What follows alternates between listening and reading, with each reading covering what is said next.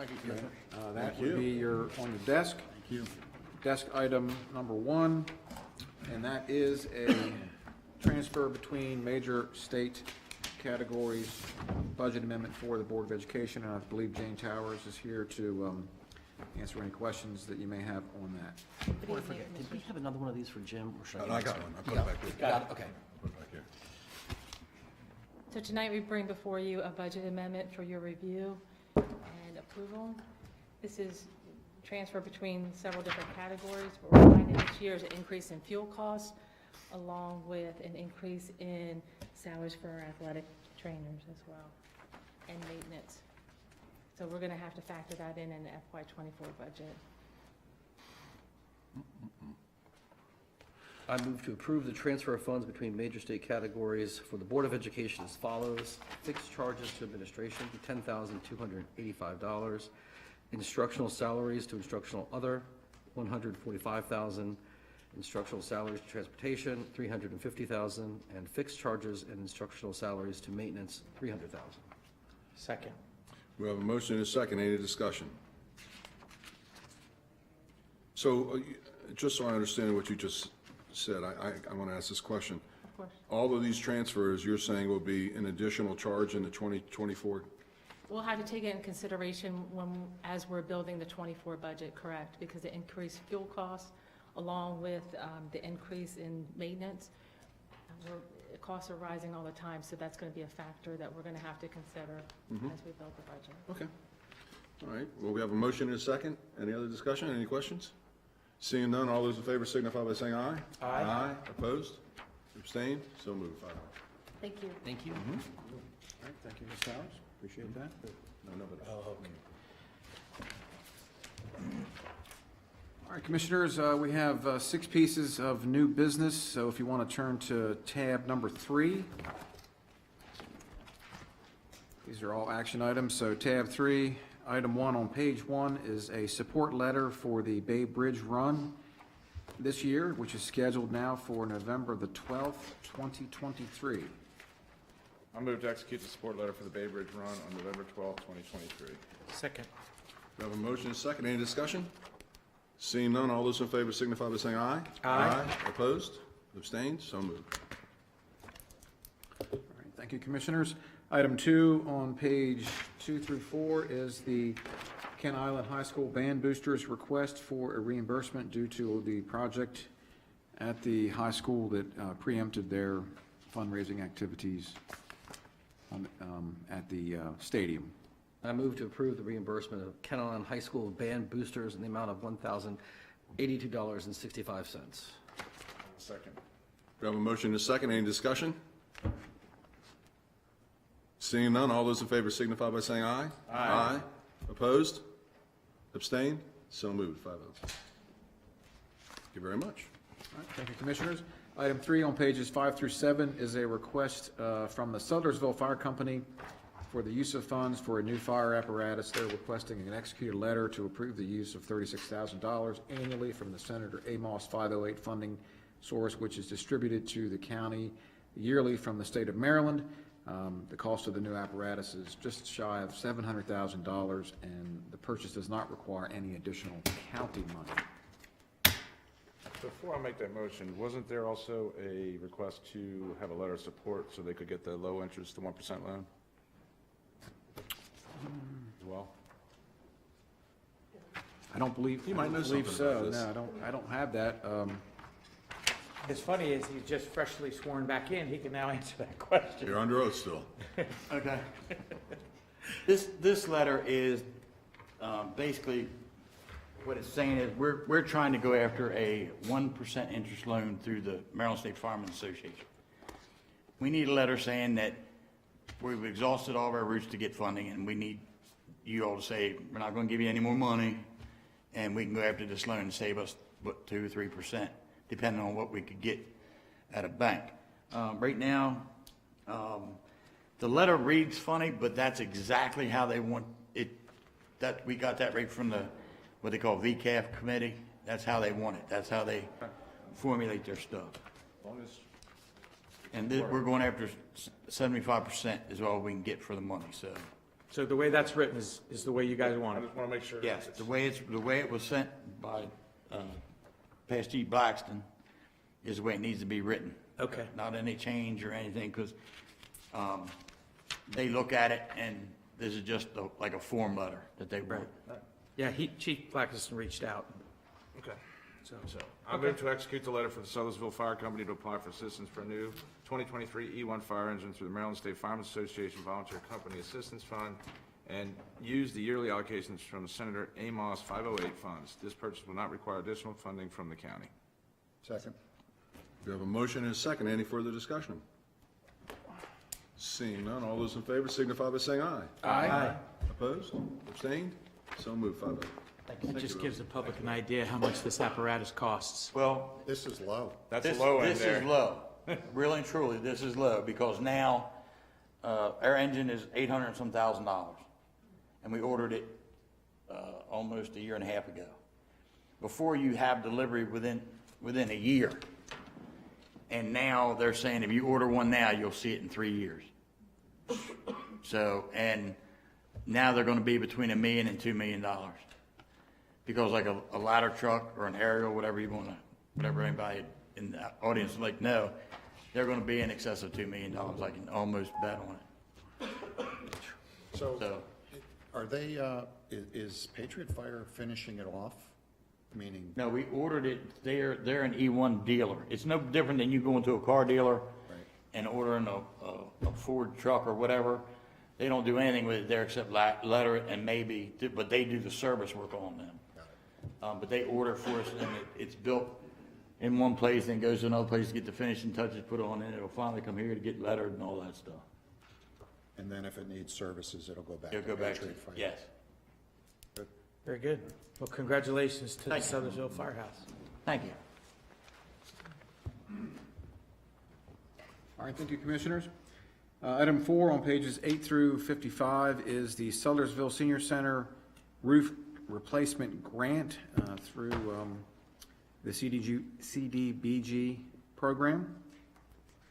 I move that President Moran sign the grant agreement and related forms as presented for the CDBG grant numbered Maryland 23-CD-2 as described and recommended by the Department of Community Services Housing Division.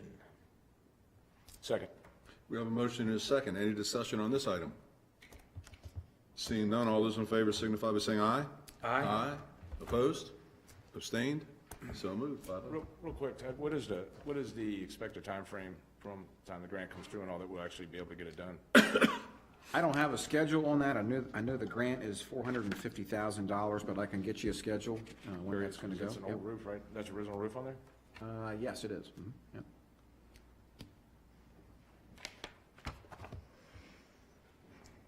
All right, Commissioners, thank you very much. Item number 5 on pages 56 through 90 is a Royal Legacy deed of easement for the Ripley Farm LLC. And this is a 217-acre property located within the Land's End Rural Legacy area. This deed will provide protection on that farm, preservation of that property going forward. No county funds were used in the preservation of this property. I move that we approve and sign the Royal Legacy deed of easement for the Ripley Family Farm LLC. Second. We have a motion and a second. Any discussion on this item? Seeing none, all those in favor signify by saying aye. Aye. Opposed? Abstained? So moved, 5-0. All right, thank you, Commissioners. And our last item, action item for this evening is item number 6 on pages 91 through 98. This is a request for economic development incentive funding for the Monocle Meat Company LLC. Conditional loan for $40,000 for the startup of a new butcher shop located at the Kent Landing Shopping Center in Stevensville.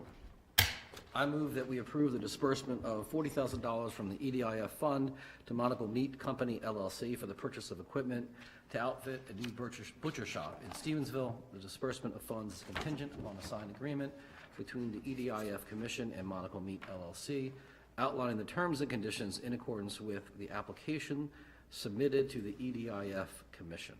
Second. We have a motion and a second. Any discussion on this item? I would put this this group here has been trying to get this open for a little while now, and I think they ran into some problems with a bad contractor. And they reached out, I put them in touch with Heather, and she's got them, I think, on the right track now with everything they need to do. Unless anybody's starting a business, call Heather first if you're starting a business in the county, so you Call don't. permitting first. Right, call permitting. Because, All them first. because there are Work as a con- team, it's Yeah. a team Yeah. approach. There are contractors out there that are no good, and they will screw you over. So you need to make sure you're doing this the right way and following the right permits, because I know there's a lot of people who are very excited to see this business open up. So I'm glad, Heather, that you were able to help them. And also, I think point out, when we did what we did to try to get that Kmart filled, right? It's an anchor. It brings other businesses. So this is right next to it. And people would say, oh, you're going to run out the small businesses.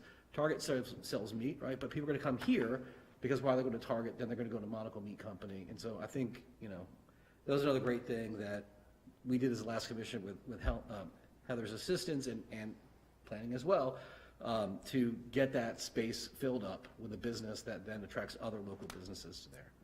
So my rant for, Bit of a personal interest. my in rant, you. well, it's my Butcher district, and there. I just want to point out, that, a lot of the good that we're doing and trying to bring business here, filling up spaces that are empty, we are doing that despite what you read on social media. So, I just thought you were happy were- about the butcher. Yeah, you gotta, do you have an in with the? No, I fine- don't. Fine Italian prosciutto I ham that will don't, be but I'm coming, or? looking forward to a He's nice got a cut of little, meat. little apron with his name on it already. He's back there. So just, so the folks that are watching, if you don't mind, a little bit about the Economic Development Incentive Fund and the criteria to qualify, just the elevator version. So the Economic Development Incentive Fund is a conditional loan program that funds equipment, hard assets, does not do working capital, and it's for companies that are in the startup phase and/or growing, that may not otherwise be able to receive capital and/or need a portion of capital funded. So this is a bridge program to help them get to where they need to be. The loan amounts are up to $50,000, and they're subject to hiring. So the company, when they apply, they see how many jobs they're going to create, and the Economic Development Incentive Fund Commission reviews those packages and decides if they should be funded or not. So this is a job creator, and they're required to create those jobs and stay in Queen Anne's County for 5 years. And most of them have created those jobs and then some. And, this is a $40,000 conditional loan. They're spending a lot more than that to get this project started. So this is a small piece of a larger project, and that's what you see through all these economic development incentive funds. So now, so go into real quick, who sits on that Economic Development Committee as far as, you don't have to necessarily say names, but professions, they're local business people, or? They're local people that were appointed through the commissioners, and they have a background in lending and/or business, so that when they look at these packages, they know what they're looking at and can provide feedback. And this company, another partnership that we have is with SCORE Mentors. So this company will be collaborate with the SCORE Mentors that'll come out, and they'll be required to visit with them on a regular basis to continue to get business support and feedback. We'll be there with them, but it's nice to have this, again, another set of professionals that will help them along the way. Thank you, Heather. Okay. All right, so just so we know, we're voting for $40,000 from the EDIF fund to Monaco Meat Company, LLC. All those in favor signify by saying aye. Aye. Opposed? Abstained? So moved. Yeah. Thank you. Thank you. All right, Commissioners, that is all of our action items this evening. We are a little bit ahead of schedule. We can proceed on. We have no requirements hearing-wise, but we can proceed on. Next item we have is a master water sewer plan amendment informational hearing meeting. Alan Quimby here, Director of Public Works. We have two projects. If you have any questions, first one is for the town of Queenstown, potable water system enhancements. The second one is a county project, the Northwest Chester water main extension. So we do have a hearing scheduled on these two amendments for the next meeting, I believe. Well, Alan, you want to just talk about what the Queenstown one is first? Sure. They're planning to do quite a bit of improvements to their system. I mean, it's quite old. As you know, or maybe not, I grew up in Queenstown, and it could use the work, I'm sure. They're looking to refurbish the existing 50,000 gallon elevated tank, which is the one that looks like the Tin Man. A new 100,000 gallon storage tank next to the existing 100,000 gallon storage tank out by the outlets. They're going to construct a new well and a new water treatment plant on Delrose Avenue, down where Verizon has their facility, if you're familiar with that, Pine Friels. And they're going to replace a bunch of undersized or otherwise substandard water mains. It's quite extensive amount of work they're planning to do. And they just completed upgrading their sewage treatment plant a couple of years ago? So what did they go from on that sewage treatment plant? Do you know what They were either 80 or 85 to 200,000. 200,000 gallons a day? Mm-hmm. Okay. How long is the project going to take, think you? I don't know if they're phasing it or not. It's a huge project. I'm suspecting it would take 5 to 10 years, really. And it depends on their funding source, too. I don't know how readily available the funds are. And but that comes to us because we have to approve it? Yes, we have to approve it primarily because if they need a construction permit from the Department of the Environment, which they will, that this is a prerequisite. If they're going to get USDA funding, it may be a prerequisite for that as well. So they don't go forward without us approving that? In fact, we approved an amendment some time ago, like 3 or 4 years ago, but for whatever reason, or whether the state found it insufficient or whether they changed it significantly since then, but so we're back again. Okay. And the Northwest Chester Water Main Extension. This is the Jim Moran Memorial Water Main. A general fund, I might say, funded project. Better than sewage line extension, right? I didn't know we could do that, but well, now that we know.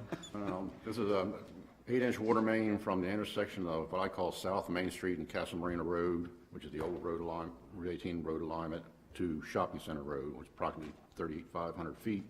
It's to service mainly the commercial properties to the north, which are all on individual wells.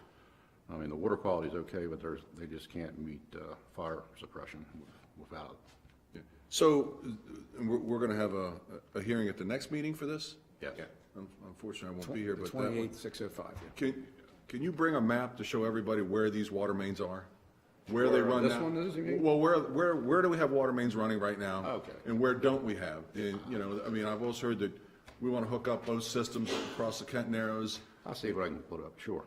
And, you know, I just, you know, and then a wish list for you to how we get there. How do we get there to get water for fire suppression and for, you know, get rid of some of these wells along that 50 corridor? How do we get water to everybody? Right. The sanitary district has always wanted to connect most of their water plants together. We've done fairly well over the years. The last one we really want to do is connect Graysonville water treatment plant to Oyster Cove or Kent Narrows water treatment plant, which is about a mile and a half, a little bit more than that.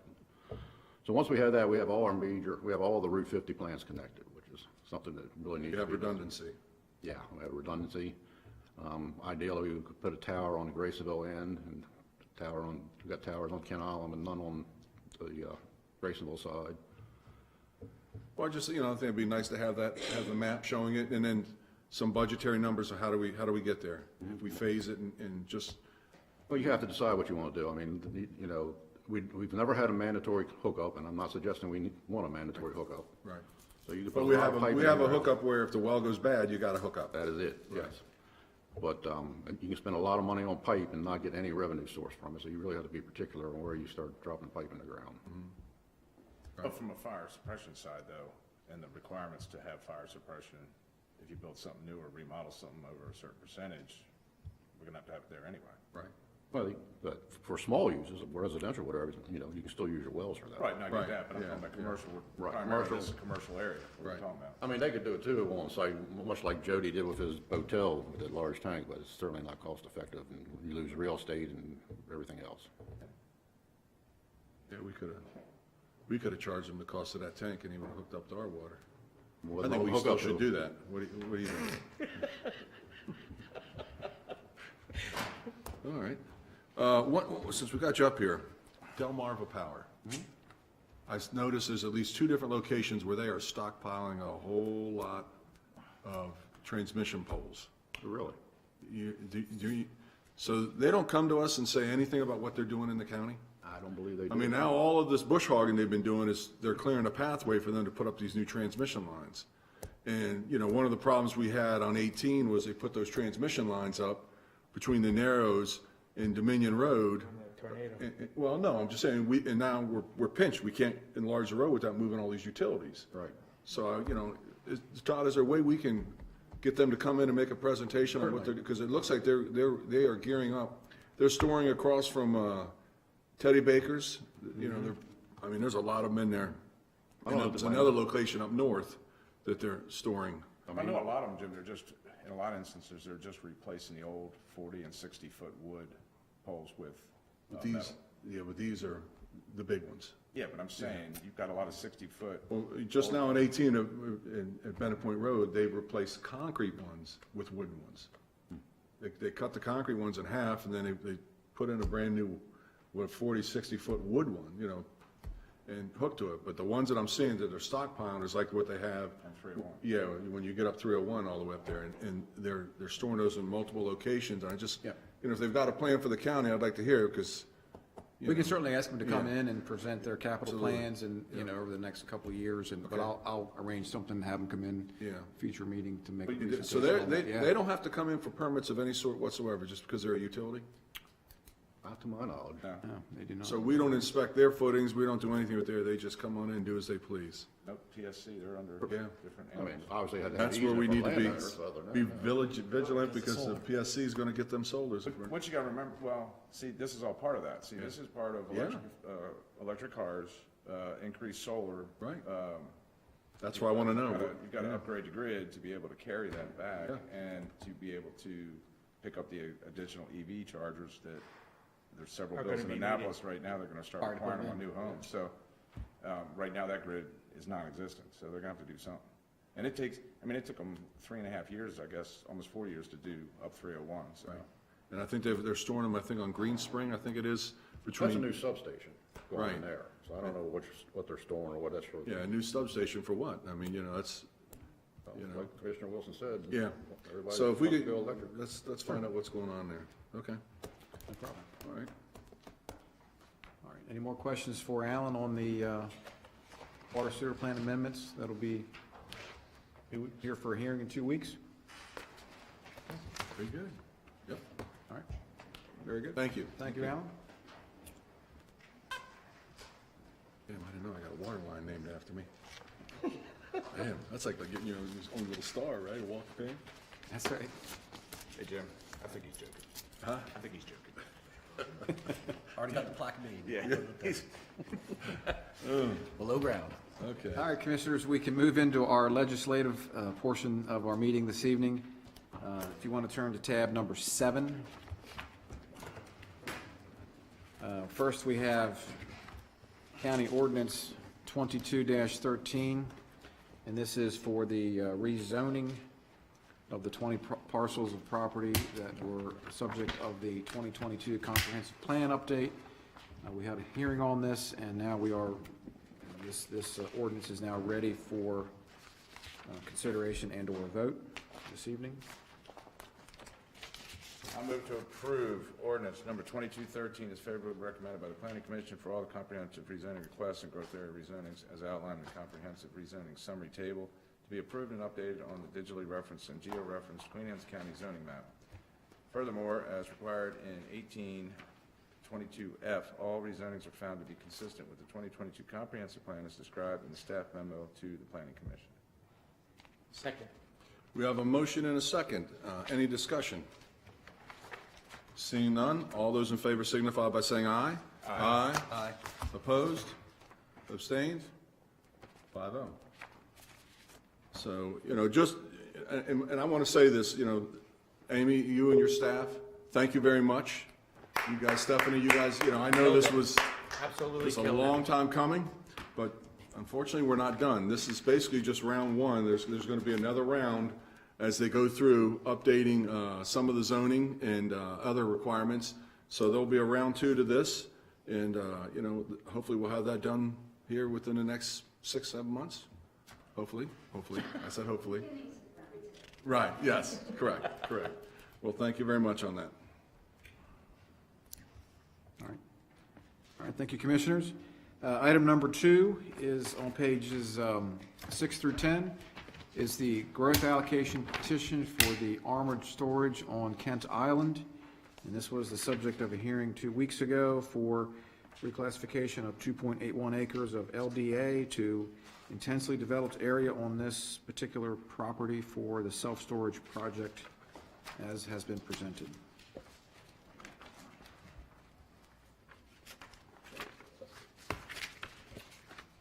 I'll read this one. All right. I move to conceptually approve the growth allocation petition submitted by Nashville Properties LLC, known as Armored Storage Kent Island, requesting to reclassify 2.811 acres of limited development area to intensely developed area.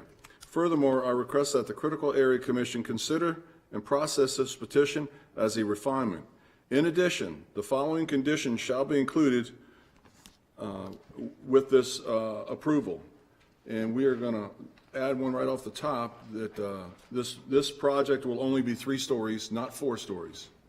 So it'd be 3 stories in height, not 4 stories in height.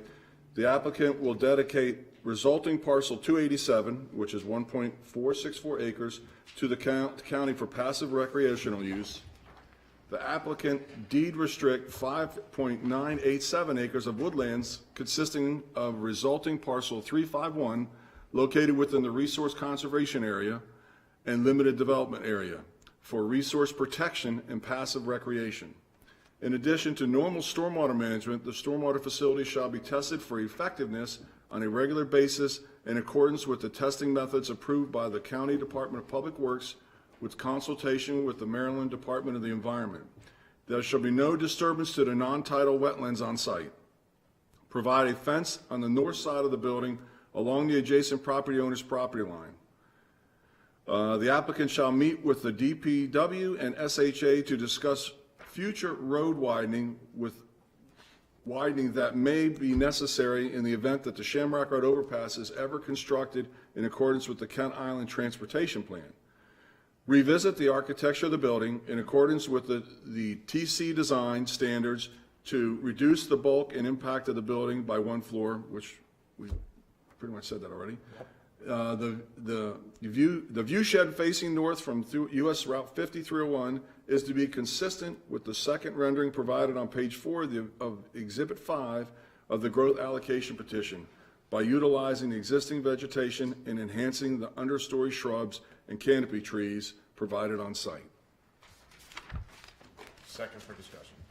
So we have a motion and a second. Any discussion? Fire away.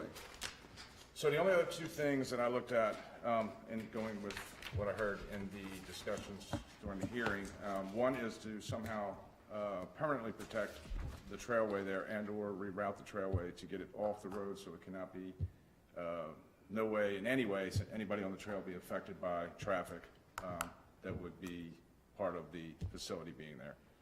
And then the other thing is, if the developer could look at, in the areas that aren't requiring hard pavement, to go to some sort of a pervious parking system similar to what we have at the county office building, where I realize you have heavy trucks and storage facilities that would be dropping things off and things of that nature, but where that's not necessary, say outside the perimeter of, right up to the building, to use a pervious to help with the runoff. And that's just 2 of the things that I'd like to see in addition.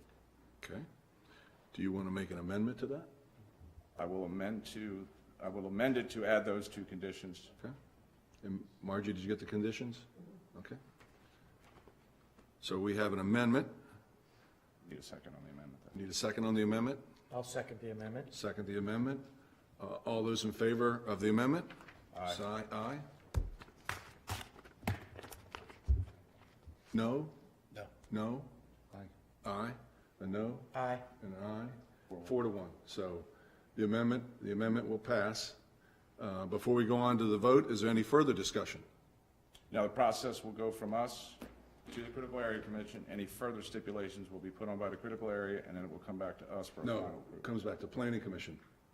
Then us. No, it doesn't? No, No, it's back not to I'm us, sorry. it's us, Okay. yeah. Okay. So it'll Oh, and critical area, then back to the us. Planning Commission. Okay. Yeah. Yes, okay. So, Okay.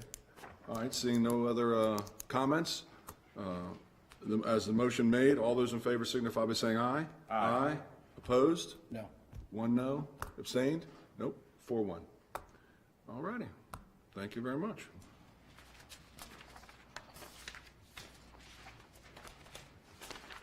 All right, Commissioners, that's all we had under legislative tonight, unless you wanted to bring up any bills in Annapolis. Got a couple of those bills. Want to just do them at round table, or you want to do them now? I guess It we're on doesn't the matter. legislative side. Round table's next anyway, so. Yes, yeah. Yeah.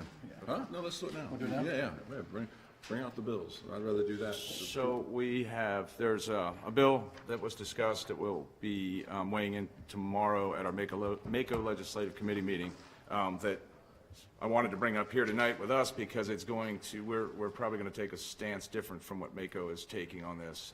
It's a bill generated out of Montgomery County that is trying to statewide get rid of the ability to fine people who violate the stop signs on the buses, where we're using the cameras to cite them now.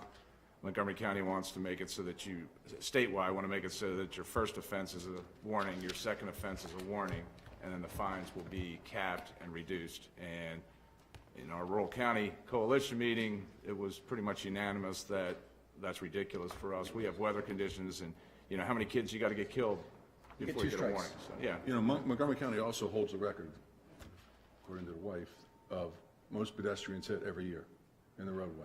Well, now we know why. There's no Yeah, they deterrent. do. They have. So we're going to come out, whole myself and record. Chris and me are going to come out in opposition with, you know, a consensus here amongst us to keep it What the is way what is the thought process behind introducing legislation? There's a lot of bills down there this year, Phil, that really can't. It would blow put a your finger on mind the if you thought read some of process. those bills that are Some of- coming through. Some of these things that are coming out are just absolutely amazing. And then we have another one that's going to be more of a fiscal thing, and they really can't tell us what the fiscal hit's going to be, is that the state wants to have a statewide database for septic systems, but the onus is going to be on the counties to provide that information and the mapping, which basically our health department is a state agency, but yet we would absorb the cost for it. And I think we pretty much do most of it, but it's, the way it has to be digitized. If we don't meet every piece of criteria, we have to go back and basically start over again until we meet that criteria to get it to the state. It just sounds like it's going to be a pretty heavy fiscal note to each county, and especially some of the rural counties that don't have the means and personnel to take care of something like that. It's And database means tracking, means. that- right, and The next thing's gonna be more enforcement on things, over enforcement on things. and what does it really get? What's the end result? I mean, Right. so the stipulations are tough on that anyway. And then, and then we have the air quality bill, which it does just affect the schools too. I had looked it up. I think it's House Bill 851, but it's going to require all the counties to, again, create a task force that's going to look at all of our public buildings. Right now, it's just saying the school buildings, right? This came out last year and it died. This year, it's probably going to have a little bit more push. And, you know, we sound horrible when we say, oh, we're not worried about indoor air quality. There's already codes and stuff in place through building codes that addresses this, minimum outside air, mold remediation mitigation, you know, all those things, carbon dioxide levels, carbon monoxide levels. This is just another, and we already did it, and I brought this up 2 years or 3 years ago, I guess it was. I remember that. We spent $250,000 to have all of our schools gone through with a long-term plan for HVAC and roofs and all that stuff, and now, you know, we're gonna get penalized and have to basically pay for that all over again for something, again, that and this is what I do for a living. These codes exist, and we're not going to reinvent something that's not already there. So I think it's just going to, again, it could be another fiscal hit on the counties. We already know we're going to have a pretty decent hit with our Board of Education budget this year. This would just be something else on top of it that, quite frankly, I mean, I care about indoor air quality, but we're already doing that, and Todd can attest to it from his years at DPW. It's stuff we already do, and the Board of Ed already takes care of it. So. And there's several more bills like that, but these were two that really, the rural counties, it would just, again, be just There was the more on one- top. You can't cut the water off. If they don't pay the Oh, water yeah, off. well, yeah, and that's another one. Ever. Ever, yeah, no matter what. There's a bill in there that you can't cut water off even if somebody doesn't pay. So the people who do pay will pay. Well, because it's a user-funded system, absolutely, that's what's gonna happen. Because they're saying that water is a right, or something like that. I can't remember what the bill actually says. It actually says water is a right, and I said creeks and streams are, yes. Wells and water treated at a plant is not necessarily a right, because you're paying for it. But anyway, And I think, Jim, you had one too, right? 777, Hunting. the hunting time? Well, yeah, that was, to get rid of the, was it 10:30? 10:30. Yeah, you couldn't hunt on Sundays until after 10:30. And I think the bill was, I think that's the way it is now. We were trying to repeal that. Right, the bill Change it. currently is for Caroline, Dorchester, and Talbot. It didn't include Queen Anne, so if we want to include Queen Anne in that bill that was sponsored by Johnny Mouse. Honey Mouse. Correct, to get rid of the 10:30 portion of it. Right. Yes, yes. You got, is that it, Jack, on your end? Yeah, but Did you have any you wanted? That's it. Okay, well, Those are the main ones. now, I want to talk briefly about a bill. But hold on, what are we doing with 777, just so we know? Where are you at on that? I mean, I don't want to Talking add. about the honey one? Yeah, I don't want to add this, because I've talked to people, and they're 10:30, are good with it, but if you're hearing something different from people. I Well, mean, yeah, I mean, especially the turkey hunters, they want to, they need first light, so I support it. I mean, I think that we should be part of that, but we need to make that decision right here. Exactly. So, I'll make a motion to join it so that they can hunt the same time Saturday and Sunday versus coming out at 10:30, because that really is, good luck on that, hunting wise, so. No second? second that. All right, we have a second. Any other discussion on it? So they can hunt at first light? Yeah. Which is, what, 6 in the morning? 6:30, depends what time of the year it is, yeah. That's 7 days a week, right? Yeah. Yep, 7 days a week, yep. Remember, now, the hunting's going on in the farms. Mm-hmm. The It's happening private anyway. farms, right. Can't be public. Public, you can't, the public's closed, so it's gotta be private property, so, yeah, right, which is probably happening anyways. Right. Yeah, so, this way it's legal. Okay. So, all those in favor signify by saying aye. Aye. Opposed? Abstained? I'm going to abstain on it. You gonna abstain? I just don't. Four yeses and one abstain, that's fine, yeah. Okay. All right, well, now I'm gonna talk about the bill that I spent all day today in Annapolis. And it's a bill that's come before Queen Anne's County, 2 years ago. Referendum. No, that was in 2006, that was 2016. The bill was actually 2 years ago. And this is to vote by district. And for those old timers in the crowd, remember, back in 2016, we had some very heated debates about it. And I was actually for voting by district. And we said the only way to, it's what the public wants. What does the public want? So our delegation at that time, Delegate Arntz, our delegation got a straw poll in. So the presidential election of 2016, the Queen Anne's County citizens voted on how they want to elect their commissioners. And it came out 54-46 that they want to elect each commissioner by district at large. And that's the system that we have right now. Well, apparently in St. Mary's County, they're having some serious problems with it. And their delegate down there introduced this 2 years ago, made it through the House, Senate, got stuck in the drawer. He has brought it back again, and he's brought the NAACP with him. And, I have a feeling that whatever's going on in St. Mary's County, their population by African American, I think, is 16%. Ours is 6.5%. So they're trying to mandate voting by district, thinking this is going to help. And all I can say is, they got my blood going today because the citizens of Queen Anne's County voted, and they're saying, well, we're with the government, we're here to help. You guys don't know how you vote. You're leaving out minorities. And I don't know what they want. Do they want one commissioner for minorities and everybody else will vote outright? It's just, it's troubling. It's troubling that, everything now has got to be by color. And I understand that there are, issues out there. But here in Queen Anne's County, for the 10 years that I've been here, I don't think there's ever been anything that was troubling on elections, that anybody was left out. I mean, I should have made these, I don't know, did you testify to or no? I wasn't able to because it got pushed out so far. Okay. So, for instance, I'm an at-large. So everybody here who votes in Queen Anne's County right now gets 5 votes. If this passes, you'll get 2 votes. You'll get your district and the at-large, and that's it. And, I think that that's wrong. I think that, so the discussion today at the hearing, Delegate Buckle? Yeah, from Washington County. Wow. I mean, this guy was all over this. And he didn't know me, and I didn't know him, and I never even talked. I was still sitting in the audience, and he was talking it up for Queen Anne's County. He was talking about, you know, hey, they did a referendum, they did a straw poll, and they're asking St. Mary's to do the same. Well, St. Mary's is saying, well, if we do it, it'll be the same as Queen Anne's County. It won't give them the results that they want. So it's troubling, and Kevin Canale was there and testified also that the MACO, Maryland Association of Counties, think this is something that's for the courts, and it's not for legislation. Let the courts decide this. The NAACP swore up and down that if he takes it to court, they're going to win in every case, and your friend Buckle said, bring it. So, you know, it's frustrating to see these kind of things when Queen Anne's County is the third lowest in property tax, third highest in wealth, no crime, and we are doing everything humanly possible to keep our schools at a high level of quality.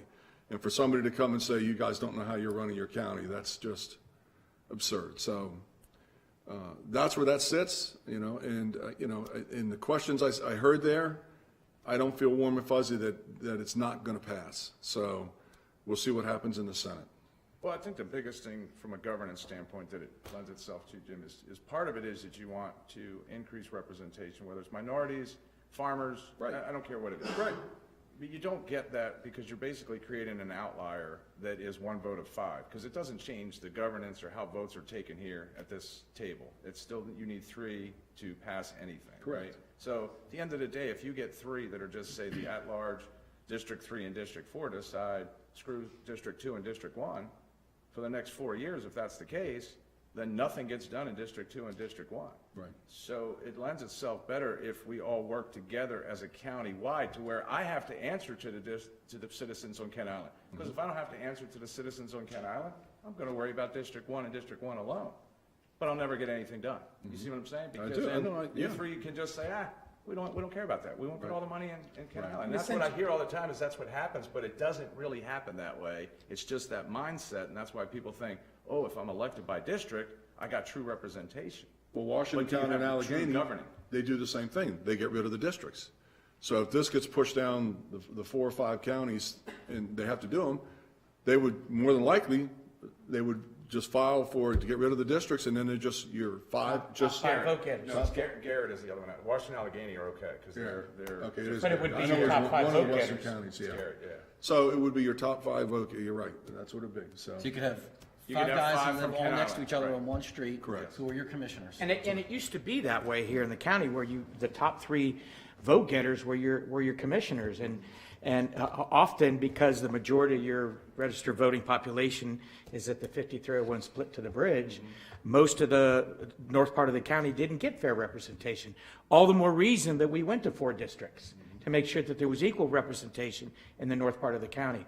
And citizens should be able to vote for all 5 of their commissioners. Well, that is the argument that stands right now. Yeah, and just so people sort of understand, I mean, this is the new Board of Commissioners, but the last one, we always made a point of representing everybody, right? And so, for example, during COVID, we knew there was segments of the population that weren't getting the vaccines but wanted it, but maybe they were afraid of going to a government building or something like that. We had a mobile vaccine clinic that we went out to go to people, right? There were underserved and unserved areas on broadband before COVID. Established the Broadband Commission to make sure that that's happening, right? That's taking money from my district, District 4, and saying, All we in need to northern part of invest the this county. out That's in right. other areas of the county Right. because we're accountable. And District 4 probably is one of the largest tax generators, right? There's high housing values, high income there, but that money gets distributed throughout the county because I'm accountable to the entire county. If it was just by district, well, then guess what? All the parks are going to be in District 4. All the roads are going to be fixed in District 4. I'm going to make sure every dollar that comes out of that district stays there. And then you're not representing everybody, right? You're really creating fractions. You need to be voted the way you govern, and that's what we do now. We are voted in the way we govern. We're by district, but we govern Right. countywide, so we're accountable to everybody, but we still, obviously, our heart sits with our district, I get that, but, you know, that makes it more passionate for me when I come to argue to you guys and can turn your heads and make you think, or take you somewhere and say, hey, look at this, and then it makes a difference. Well, Otherwise, you yeah, and wouldn't even have to again, take you the know, time. I think the point that I wanted to get across is how do you diminish the voters of Queen Anne's County? I mean, we did it right, and they're asking for all the other counties, some of the delegates, you know, are you going to introduce legislation to do a straw poll? And they're saying no, because they're afraid it's just going to get the same answer. Be that as it may, you know, what's a delegate? Is it Still the Kipke? Is it Democratic way. Kipke? Nick Kipke from Yeah, Anne Arundel. Delegate Kipke is the one from St. Mary's. Anne Arundel. Crosby is. Crosby, excuse me, I'm sorry. He's the It's one introduced. Delegate Crosby, his point was, well, if you had 50 votes, if there was 100 people and you had 50 votes, you only took one more vote and you won and you can control. Well, that's democracy. I mean, that's exactly what that is, that's democracy. And again, when we had 54 to 46, how do you diminish that? I mean, this is the will of the people. And I said, and it wasn't, the ratio of how many, African Americans and Hispanics or others that we have in the county. And that's the point that I think that they're just turning a blind eye to. They're just not listening to that, and they just, another thing you got to keep in mind, St. Mary's County and Queen Anne's County, the only two counties that every elected official is a Republican. So, I don't know, Well, and ours wasn't about the minority side, it was about representation for farmers. So ours came from a different, but District right. 1 even voted to Right. keep it the way it was. Right. The one that was really in question in this whole thing that started our straw poll, they Oh, voted. on the to keep straw it. poll, District 1 wanted it changed. Oh, I thought they came in slightly ahead. No. Didn't they? Yeah, no, It was close though. it was close. Yep. But the point being, each county is different. You have different economic factors. Your geography is different. We happen to be a very large county, but very small population, spaced out. And what we have is working for us in this county. And if other counties have issues, I'm all in favor of them doing what they need to do to take care of the issues that they have in their counties. That's what they should be doing. Well, that's where you use local Right. legislation. Right. But one size fits all, again and again, on a state that is so diverse in Maryland, not just population, but economic, geography, there's a lot of different issues, and that's why it's best to leave that to local government to address those issues. So, thanks, Jim, for testifying. I was gonna testify as well, but unfortunately, we were last, I think. Second to last. Second to last on the bills. Yeah. So by the time it came up, I was not available, to be on it. But, you know, And actually, it was two districts, What was the other one? 1 and 2. 1 and 2 were for, and 3 and 4 were against. And the overall numbers were 7,070 against changing it, and 6,194 for changing it. Again, so you have almost 1,000 vote swing, and that's democracy. Now, do we ever revisit that sometime? Maybe, who knows? But right now, that's the point that I think that, that we made as a county, and I think that the delegation, Well, I think what's going to happen, the compromise is going to be to take it to the 5 counties that are affected and have them all do. We're going to wind up doing it again. I see it playing forward as a compromise to get some movement on it, is they'll come back and say, okay, the 5 counties that this affects, even though we've done it, they're going to say, all of you have to do it in the same election, so that they can equally go out and campaign in 5 counties at one time versus trying to have to pick off each county. oh, no, well, they got all 5 in it. It's all in there right now. They're all together. No, I get, what I'm saying is, I don't think it's gonna pass this year, honestly, I don't think it'll get through this year, but I think there's gonna be a compromise to say, okay, let's put it on the ballot for those 5 counties, put it on as a ballot measure for those 5 Another counties referendum. in 2 years, and let it come back around again, and then you'll have like a totality of the 5 counties affected to use as your look at whether or not the sentiment has changed since 2016. Right. Which is fine, I mean, if that's their compromise, fine. So, Voters speak. anyways, that was my fun for 5 hours today. All right, well, with that being said, we've talked about the bills. Let's do press and public comment. Anybody, press and public comment? We have any press and public comment? No, nothing virtual? Nobody wants to speak? Okay, we'll close press and comment, press and public comment. We'll write the round table. I've roundtabled enough, I'm good. Yeah, you're good? Okay. Patrick? You're good? All right. Rolling right through this. Patrick and I had a chance to attend the installation of officers Saturday night at, for Kent Island Volunteer Fire Department, which was a great event. Give kudos to Kent Island Volunteer Fire Department. They do a great job on their installation of officers, there's no doubt.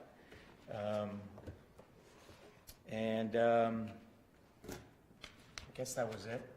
Oh, something I'd like that my fellow commissioners to consider in the near future. We've got some volunteer firehouses that are looking at expanding or rebuilding, and I'd like us to consider in the permitting process, at least permitting fees that relate to the county, that we waive those fees for those volunteer firehouses that are building new houses or they're expanding on those. We certainly can't waive the state fees that are part of the process or any taxes that come with land purchases, but we can certainly waive the fees that relate to permitting here in the county. So that's, I'm throwing that out there for you guys to consider. We have for as long as I've been here. Right? We did Churchill. We typically do that, Yeah, yeah. I think we have Yeah. pretty consistently, so I'm good with keeping doing it, so. To add to that, we could also help them with soil testing and possibly stormwater drainage through DPW. I don't know all the ins and outs, but they're gonna have to do that in Queenstown and in Graysonville. Soil testing? What are they looking for? I don't know, Arsenic. yeah. Radon, Radon, arsenic, yeah. gold. Gold. But maybe DPW can do some drainage help, just to help them offset some of the cost. I'm not the expert, we should have asked those guys, but it's something to think about. Well, they'd have to bring back an example and take a look at and see what we can do. Yep. Yep, okay. That's all I have. Young Padawan? I think we did enough roundtable Yeah, with the I'm with you legislation. on that. Say happy Valentine's to my wife. She's at work tonight, where she should be, so. All good. Wow, that'll go over well. It'll be cold porridge for you when you Oh, get no. home. I'm taking her stop by where the it's warm. flower shop on the I'm way taking her home. where it's warm and sunny for her birthday, so it's all good. So Where are you going? I'm not gonna tell you. Oh, man. On assignment. That's right. Going on assignment. All right. Make a motion to adjourn? Motion adjourned? Second? All those in favor? Aye. There we go.